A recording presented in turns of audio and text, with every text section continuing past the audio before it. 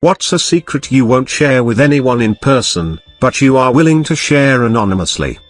Part 2. I have stage 4 stomach cancer. Over a 2-month period earlier this year, I unexpectedly dropped about 30 pounds of weight from 220 pounds to 190. I was urged by friends and family to seek medical help, so I did. I was diagnosed with gastritis. After failure to successfully treat it, they realized there was a misdiagnosis. I've been misdiagnosed since then with Crohn's disease, diverticulitis, and ulcerative colitis over a few months. Last Thursday, I received the diagnosis of stage 4 gastric cancer. Finally, one of the doctors I've been seeing decided to do an endoscopy, where they run a tube with a camera down into your organs to get a better look. They found a tumorous growth inside of my stomach. It proves to be malignant. They've found that it has spread to nearby lymph nodes, and I have an appointment tomorrow for them to check other organs they now believe may have also been affected. I do not know how to tell my family about this. My symptoms have been persistent nausea, blood in vomit and stool, disinterest in food, and even when hungry I feel full after a couple bites. I've continued to lose weight and am now down to about 175. I haven't weighed 175 since middle school. I'm constantly fatigued, which sucks, working 60 hours a week doing physical work. Fairly constant discomfort in my abdomen as well.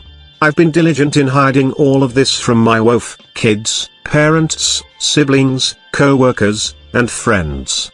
I never told them much after the diagnosis of Crohn's disease and diverticulitis. I do not want anyone to treat me differently or try to do things for me that I can still do. I just want to stay useful for as long as I can. I don't want to burden anyone with such news, and I'd like to keep my dignity for the time being. After a lifetime of bipolar disorder, I have never liked myself or wanted to stay alive.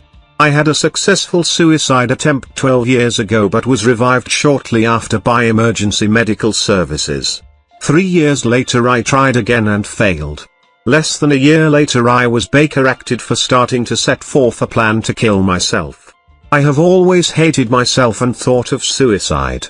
I've also always been an atheist, so I do not fear an afterlife of torment and despair. But this diagnosis almost makes me want to believe in a God. I know I will not live, and there is nothing I can do about it, not anyone else. I don't have to give my family a bigger grief of suicide now. I can just let this cancer take me. And take me it will. This is my secret, and I will keep it from everyone but you, Reddit. As nobody in my personal life uses this site, I can rest assured you will keep it too. It does feel much better to get that off my chest. I appreciate those who took the time to read it. My ex-wife effed her sister's husband on New Year's Eve 1998. Edit. The 4 of us know. That is it. The sisters sort of made up. My ex told me that it was rape. I don't know what to believe. I am just glad that I am divorced from that family and the drama. I have the most amazing girlfriend now. We talk, we communicate very well. It is a mature adult relationship. Good riddance to their bullshit. I have so many stories. My ex still would punish her and my kids by not letting them play together, age 6, when she was mad at her sister. I have waited outside in the street while my ex still is inside talking to her husband about their daughter, and when their car alarm goes off and people come running out the house, I am to protect the daughter by controlling my ex-bill. Crazy shit. I fart in my co-worker's small office all the time. We're friends and all, so it's nothing malicious. I know when he leaves and usually how long he's going to be gone, so I'll hold my farts, and when he leaves I'll walk into his office and air out. It's honestly hilarious. He will sometimes comment about it. He thinks that it's because he shares a vent with the bathroom 2 doors down the hall. He doesn't, but the office between his and the bathroom never stinks, so there goes his theory. Sometimes I'll go let one off, then like 10 minutes later get an email like, dude, this fucking office man. It effing reeks in here. I don't think they've changed the carpets in years. This is effing nuts. Meanwhile I'm holding my sides in laughter. I don't tell people I'm autistic in person until I've known them multiple years. Sometimes by the time I tell them they're like, yeah, no offense, but I've known for pretty much the whole time I knew you. I own a 5-foot-tall sex doll while living with 2 grandmas and my mom. It was interesting ordering the doll and getting this big box weighing 80 pounds into the house with no one noticing. I sat outside waiting for UPS to arrive just so no doorbell was rung, had to go through the front door through the hallway then into my room. Somehow I did it with no one seeing. After owning her for about a week, it's a real bitch trying to keep her clean with people around, so strategizing cleanup times in the bathroom sure is a chore. One time I hid her in the bathtub to clean up and just took a shower so no one would question. Then I opened the bathroom door to see my grandma waiting to use it. I just had to pray she didn't open the shower curtains while doing her business, in which she didn't. So a few months go by, some family needs to move in. I would now share my room with my brother and his girlfriend temporarily. I hide the doll in a big enough box, inside my closest. No one knows I have this life-sized doll and I would rather keep it that way. The only thing that's stopped me from suicide is the reminder that my student loans would just pass to my parents if I did, and I don't want to inflict my bills on them or my little bro. Wow, I wasn't expecting this kind of reaction. Just wanted to share. Thank you all so much. When I was about 9, I went over to neighbor's house. I would usually go hang out with my adult neighbors because they would let me watch TV and give me snacks in exchange for helping them, with the intention of seeing if I could play with the foster puppies she had. Well, she wasn't there, but her door was unlocked and I just went in and played with the puppies. When I walked out of the house, she was coming down the driveway. There was a bunch of stuff in front of her door blocking it from view from the driveway. I just pretending like I had been waiting for a minute and we walked in and I got to play with the puppies again. I had a baby when I was 15 and he was adopted. Closed adoption.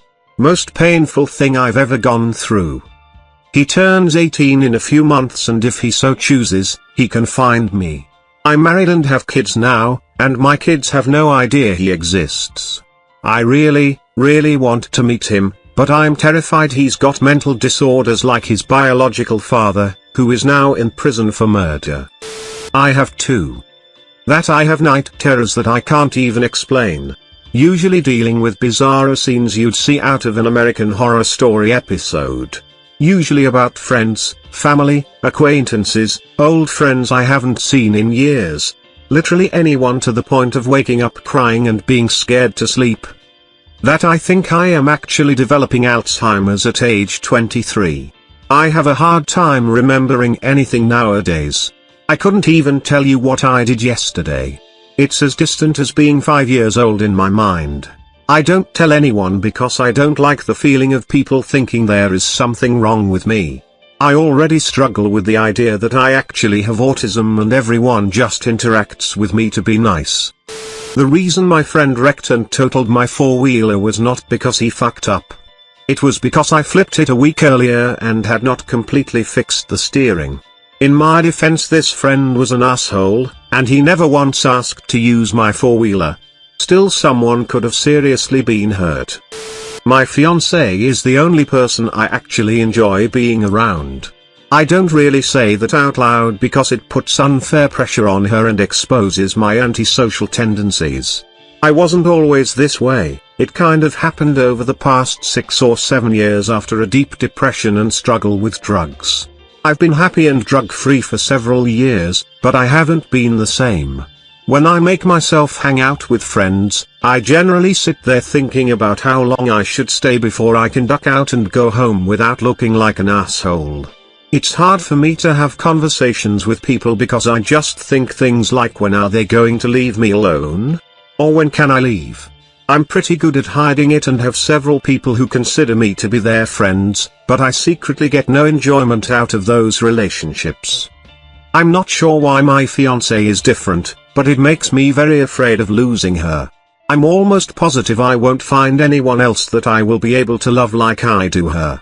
There have been a few months here and there in the past where we split up and I went out on dates with several other women. Some of them were very pretty and very nice, but I absolutely hated the entire process and never followed through on subsequent dates. I wish I could change that about myself, but I don't know how. I've posted this on a different sub, but my wife thinks I go to work 30 minutes early because of my military training. In reality, I get there early to watch a rerun of Dog the Bounty Hunter with the boys. I think that I am beginning to hallucinate every once in a while. It's mostly little things that are there, and then they aren't. I was raped when I was like 6. But I'm a guy, so I don't tell anyone.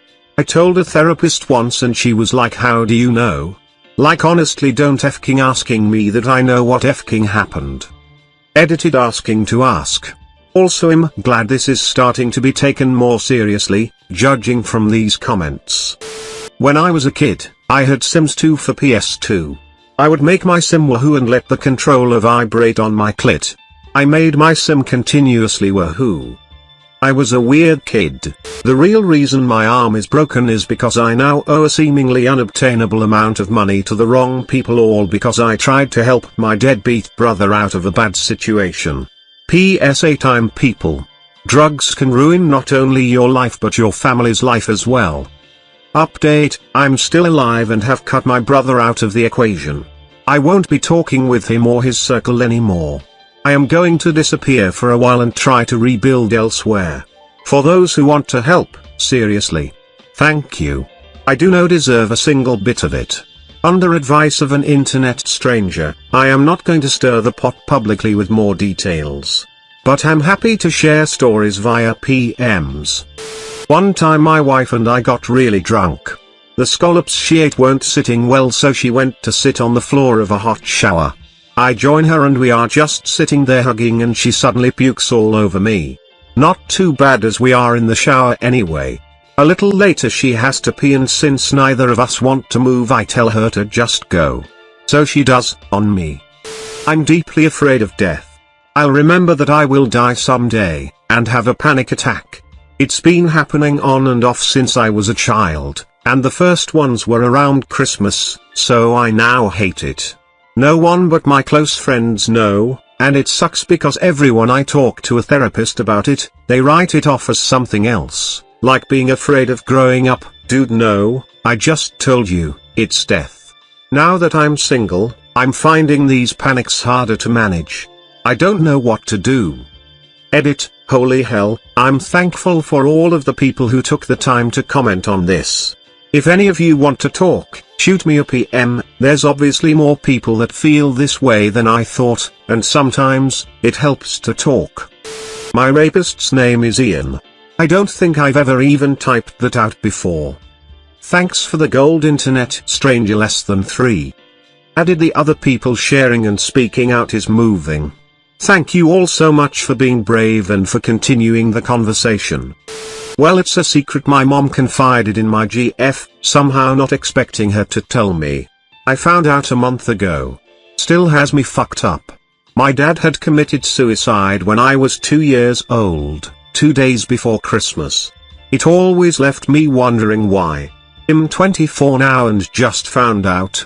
She was cheating on him with my stepdad.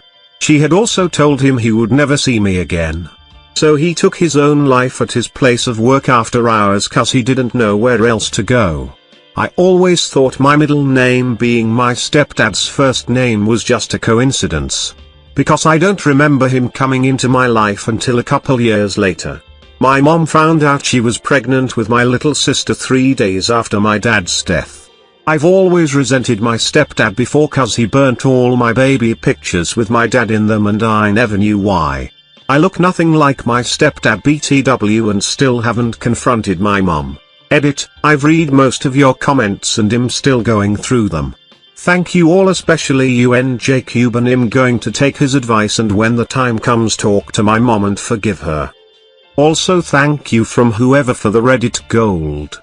I didn't expect this to blow up like it did. Update, I want to thank you /Little Squirrel for his advice and checking with FB groups.